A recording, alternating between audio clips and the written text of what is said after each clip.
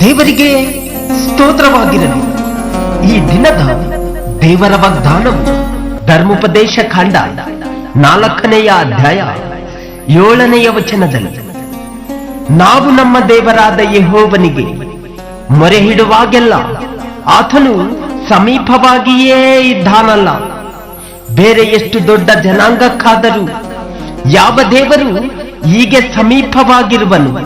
ನಾನು ಇವತ್ತು ನಿಮ್ಮ ಮುಂದೆ ಇಡುವ ಇಂಥ ನ್ಯಾಯವಾದ ಆಜ್ಞೆ ವಿಧಿಗಳುಳ್ಳ ಈ ಧರ್ಮಶಾಸ್ತ್ರಕ್ಕೆ ಸಮಾನವಾದದ್ದು ಬೇರೆ ಯಾವ ಜನಾಂಗಕ್ಕೇ ಉಂಟು.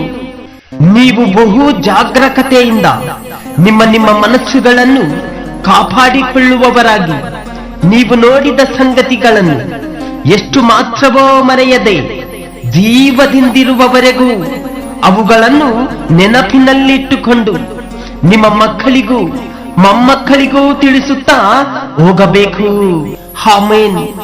ಹೌದು ಪ್ರಿಯ ದೇವ ಜನರೇ, ಮೋಶೆ ಹೇಳುವುದೇನೆಂದರೆ, ನಾವು ನಮ್ಮ ದೇವರಾದ ಯೆಹೋವನಿಗೆ ಮೊರೆ ಹಿಡುವಾಗೆಲ್ಲ ಆತನು ಸಮೀಪವಾಗಿಯೇ ಇದ್ದಾನೆಂದು. ಆಮೆನ್.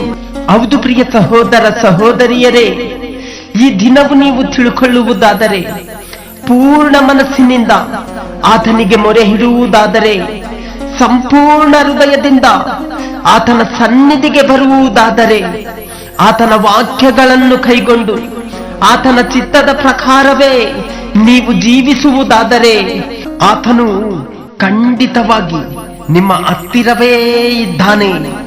ಆಮೆನ್. ಏಕೆಂದರೆ ಪ್ರಿಯ ಸಹೋದರರೇ, ಮುರಿದ ಮನಸ್ಸುಳ್ಳವರಿಗೆ ಯೆಹೋವನು ನೆರವಾಗುತ್ತಾನೆ, ಕುಗ್ಗಿ ಹೋದವರನ್ನು ಉದ್ಧಾರ ಮಾಡುತ್ತಾನೆ.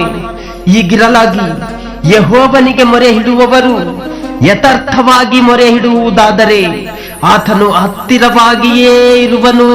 ಅದಾದ್ದರಿಂದ ಪ್ರಿಯ ಸಹೋದರರೇ, ನಾವು ಆತನೊಂದಿಗೆ ಕೆಲಸ ನಡೆಸುವವರಾಗಿದ್ದು ನೀವು ಹೊಂದಿದ ದೇವರ ಕೃಪೆಯನ್ನು ವ್ಯರ್ಥ ಮಾಡಿಕೊಳ್ಳಬೇಡಿರಿ ಎಂದು ಎಚ್ಚರಿಸುತ್ತೇವೆ. ಏಕೆಂದರೆ ಪ್ರಿಯ ಸಹೋದರರೇ, ಪ್ರಸನ್ನತೆಯ ಕಾಲದಲ್ಲಿ ನಿನ್ನ ಮನವಿಯನ್ನು ಕೇಳಿದನು, ರಕ್ಷಣೆಯ ದಿನದಲ್ಲಿ ನಿನಗೆ ಸಹಾಯ ಮಾಡಿದೆನು ಎಂದು ದೇವರು ಹೇಳುತ್ತಾನಲ್ಲ. ಈಗಾಗಲೇ ಆ ಸುಪ್ರಸನ್ನತೆಯ ಕಾಲ ಇದೆ, ಆ ರಕ್ಷಣೆಯ ದಿನ. ಆಮೆನ್. ವಾಕ್ಯವೇ ನನಗೆ ಜೀವ ಕೊಡುವುದು, ನನ್ನ ವೇದನೆಗೆ ನೆಮ್ಮದಿ ನೀಡುವುದು. ವಾಕ್ಯವೇ ನನಗೆ ಜೀವ ಕೊಡುವುದು, ನನ್ನ ವೇದನೆಗೆ ನೆಮ್ಮದಿ ನೀಡುವುದು. ನನ್ನ ಜೊತೆಯಲ್ಲಿ ಮಾತಾಡು ಪ್ರಭುವೇ, ನೀನೇ ಮಾತಾಡುವಯ್ಯ.